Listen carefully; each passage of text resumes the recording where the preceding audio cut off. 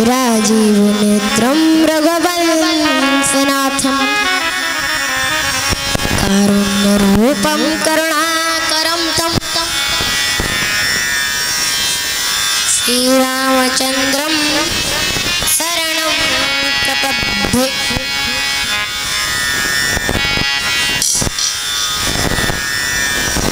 बहुत बढ़िया, बहुत बढ़िया।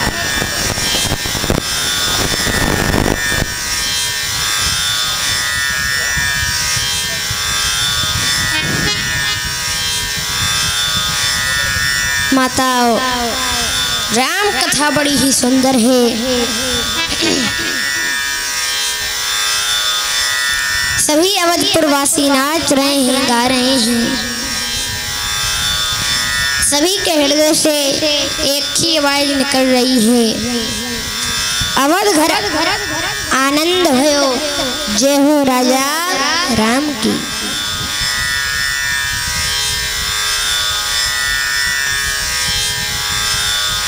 कहते हैं 1 महीना हो गया राम जी का जन्म उत्सव मनाते मनाते।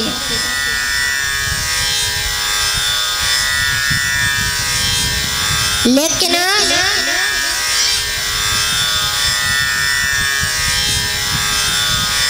किसी को ये नहीं पता है कि 1 महीना हो गया, क्योंकि dear devotees, the joy of life are my lord Ram and lord Krishna. प्यारे भक्तों, जीवन के आनंद तो मेरे राम हैं, जीवन के आनंद तो मेरे कन्हैया हैं।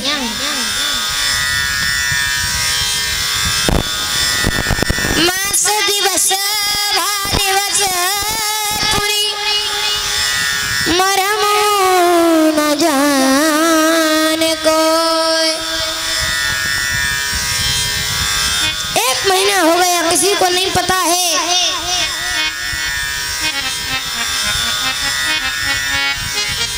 आदरणीय श्री वशिष्ठ मुनि के द्वारा चारों भाइयों का नामकरण संस्कार हुआ। सभी भक्त प्रार्थना करें, राम जी, लक्ष्मण जी, भरत जी, शत्रुघ्न लाल जी हमारी कथा में आए।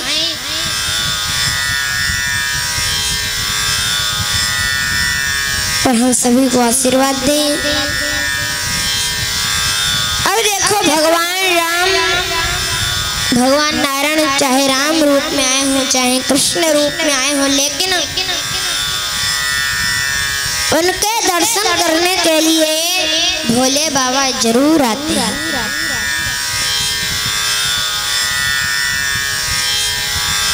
आज भोले बाबा पधारे अयोध्या नगरी।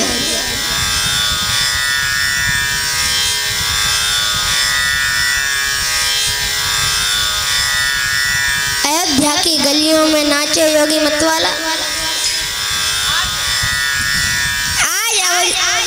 आज अयोध्या की गलियों में नाचे योगी मतवाला।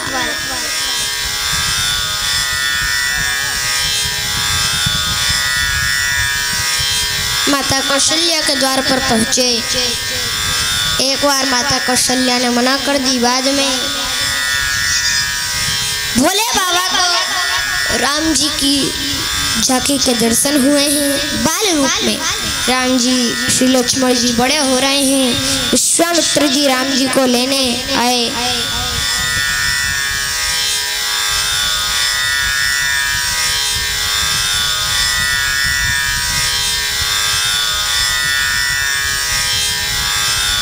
यज्ञ रक्षा के लिए। एक बार तो श्री दशरथ जी ने मना कर दी, बाद में गुरु वशिष्ठ की आज्ञा का पालन करते हुए राम जी श्री लक्ष्मण जी को विश्वामित्र जी के साथ भेज दिया।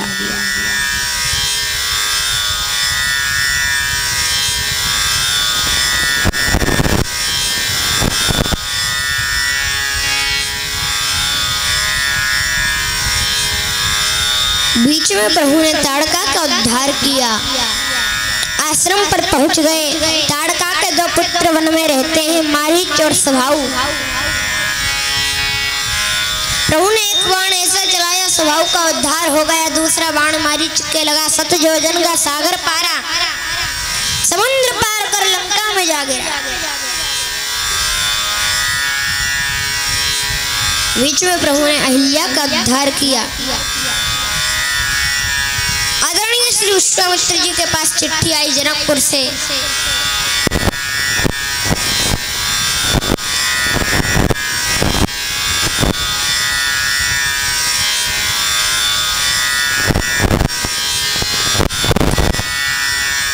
विश्वामित्र जी सीता स्वयंवर में जाने लगे।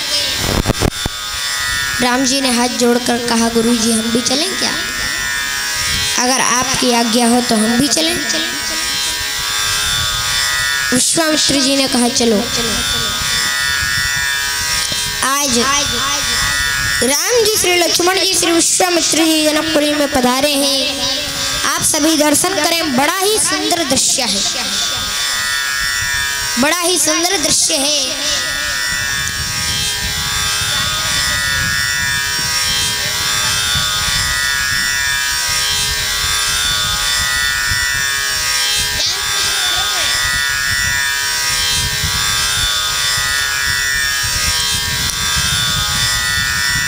भक्तों, जनकपुरी में जनक जी के यहाँ शिव धनुष रखा है। शिव जी का धनुष रखा हुआ है जो दधीची मुनि की हड्डियों से बना है। जनक जी ने घोषणा करवा दी सेनापति के द्वारा, जो इस धनुष को उठा देगा, धनुष पर प्रतिष्ठा चढ़ा देगा, उसी के गले में सीता जी माला पहना देंगी। और जैसे ही सभी राजाओं ने सुना, अब ब्याह के नाम तो सब में जोश ही आ जाता है। सब जोश में आ गए। धनुष उठाने के लिए एक एक राजा खड़े हुए। उठने की तो बात ही अलग है, वो हिल ही नहीं रहा है।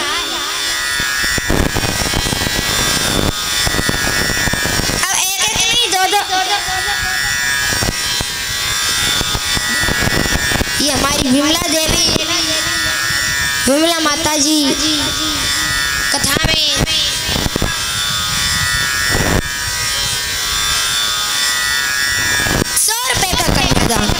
राम जी की शादी होने वाली है, विवाह होने वाला है।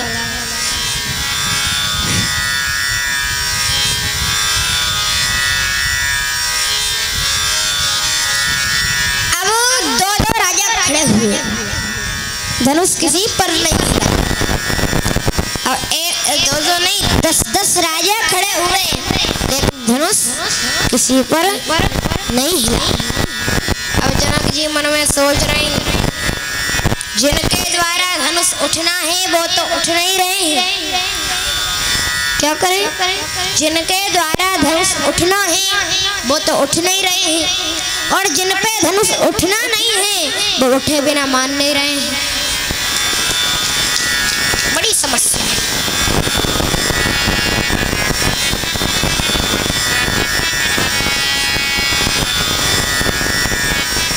अब जनक जी के मन में विचार आया, ऐसे कुछ वचन कहें जिन वचनों को सुनकर श्री लक्ष्मण जी खड़े हो जाएं। क्योंकि लक्ष्मण जी अगर खड़े हो जाएंगे तो राम जी भी जरूर खड़े हो जाएंगे। क्योंकि लक्ष्मण जी है डंडा और राम जी है धर्म का झंडा। और डंडा कहाँ होता है? जहाँ झंडा कहाँ होता है? जहाँ डंडा होता है। और जब तक डंडा खड़ा नहीं होगा तब तक हम बिना डंडे के झंडा कभी भी नहीं फहरा सकते।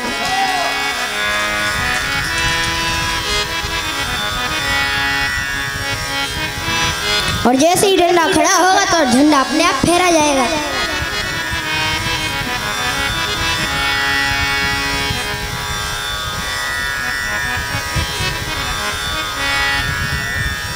आज जनक जी ने कहा, सुनो कोई अपने आप को वीर नहीं कहेगा। ऐसा लगता है पृथ्वी वीरों से हीन हो गई है, और ऐसा लगता है स्वयंवर अधूरा रह गया।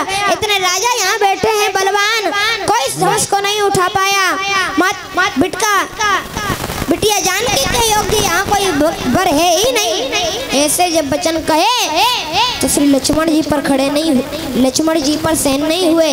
और लक्ष्मण जी सोचने लगे मन में, कहने लगे कि जनक शब्द सुनो करके बाबा अगर चुप रहूं तो, जनक शब्द सुन करके अगर चुप रहूं तो तरकस और तीरों की तो न होगी।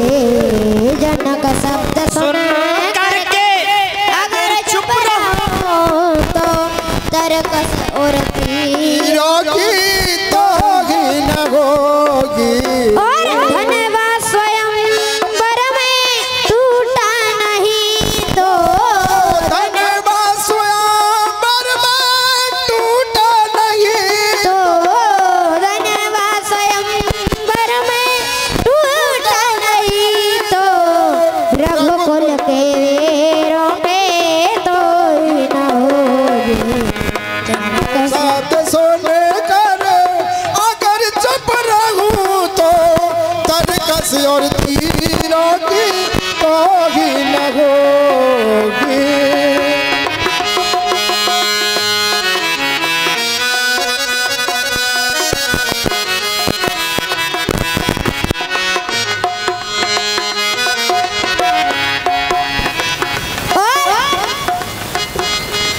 बड़े भाई संग में मेरा हक नहीं है। बड़े भाई संग में मेरा हक नहीं है। बड़े भाई संग में मेरा हक नहीं है। ओ बड़े भाई संग में मेरा हक नहीं है। बिना गुरु की आज्ञा ओ धन टूटने में कोई शक नहीं है। धन्यवाद टूटने में कोई शक नहीं है।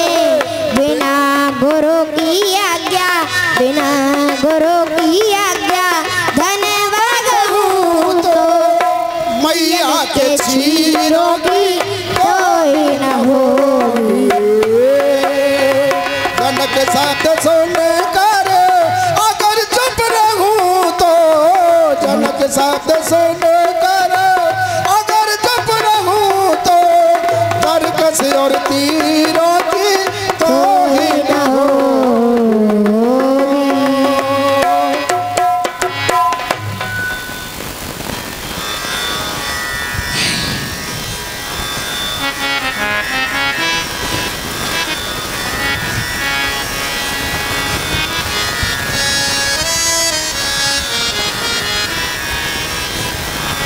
आई लक्ष्मण जी खड़े हो गए और बोले,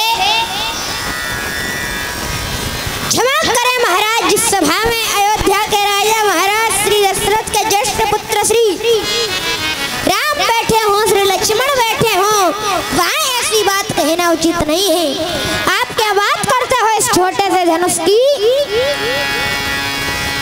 अगर बड़े भाई श्री राम इस सभा में इस दास को आज्ञा करें तो इस धनुष को तो क्या मैं पूरे ब्रह्मांड को गेंद की तरह उठा दूं और उठाकर रख दूं।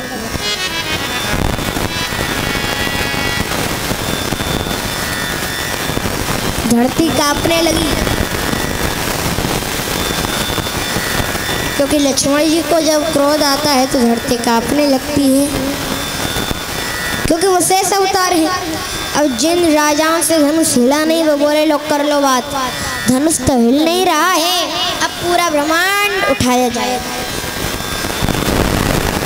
धनुष तो उठ नहीं रहा है, अब पूरा ब्रह्मांड उठाया जाएगा। फिर दूसरा बोला हमारा क्या होगा, तीसरा बोला हम भी उठा दिए जाएंगे, चौथा बोला फिर क्या उठाकर फेंक दिए जाएंगे या गिरा दिए जाएंगे, तो पांचवा बोला नहीं नहीं, फेंकने की या गिराने की बात नहीं हो रही है, उठाकर और रख दिए जाएंगे। यानी कि सभी राजा लक्ष्मण जी की बात को विनोद समझ रहे हैं, लेकिन सुखदेव जी कहते हैं राजन, लक्ष्मण जी जो कह रहे हैं बिल्कुल सत्य कह रहे हैं, क्योंकि वो चाहे तो पूरे ब्रह्मांड को गेंद की तरह उठा सकते हैं।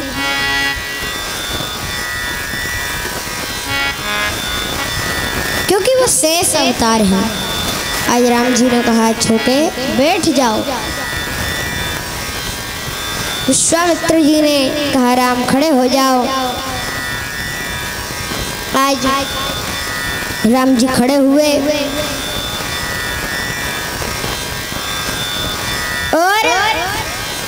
ध्यान से सुनना। राम जी ने सबसे पहले जितने भी नर नारी वहाँ बैठे राजकुमार आदि सबको प्रणाम किया। सबसे पहले जितनी भी सभा बैठी सबको प्रणाम किया।